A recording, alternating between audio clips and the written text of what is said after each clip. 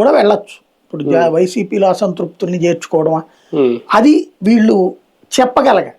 ఈ లీడర్లు ఎవరన్నా సార్ ఇదిగో ఇట్లుంది మనకి అని చెప్పగలగాలి.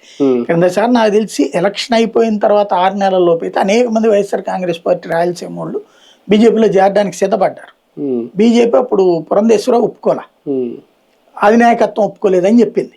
ఇప్పుడు అట్లాంటిది ఏదన్నా తెలుసుకునే ప్రయత్నం చేయాలి వీళ్ళు. అంటే ఇప్పట్లో ఆంధ్రప్రదేశ్ లో ఒక ప్రత్యామ్నాయ శక్తిగా ఎదిగే ఆలోచన బీజేపీకి ఉంటదా?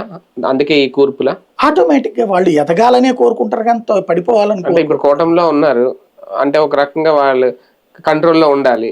అట్లాగే ఉండదే. బీజేపీ దగ్గర అది వాజ్పేయి టైం కూటమిలో ఉన్న భాగస్వామ్య పక్షాలను హీరోని చేసి బీజేపీని పడుకోబెట్టారు. అంటే మరి ఇప్పుడు ఏ విషయంలోనే మాట్లాడట్లేదు కదా సార్. ఎందుకు మాట్లాడటం? మాకు ఇన్ని కావాలని అడగట్లేదు, మాకు ఇది కావాలని అడగట్లేదు. వాళ్ళు అడిగింది వద్దన్నది ఎక్కడ ఉంది? ఏ రోజుని ఇవ్వలేదు, తీసుకోలేదు. కనీసం జనసేన అడిగినట్టు కూడా అడగట్లేదు కదా. మాకు విజయవాడ కార్పొరేషన్ కావాలనో వైజాగ్ అని వాళ్ళు కూడా ఏం అడగట్లేదు కదా. వాళ్ళకి ఏం కావాలి అన్నది అడిగిన రోజున వీళ్ళు కాదనలేరు. రాష్ట్ర నాయకత్వాన్ని వీళ్ళు మేనేజ్ చేసే ప్రయత్నం చేస్తారు. జాతీయ నాయకత్వం వీళ్ళు అడగగలగాలి రాష్ట్ర నాయకులు, లేదా వీళ్ళకి పూర్తి స్వేచ్ఛ జాతీయ నాయకత్వం ఇవ్వాలి.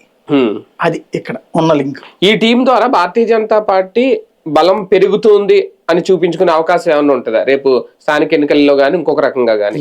దీంతో దానికి ఏం సంబంధం లేదు.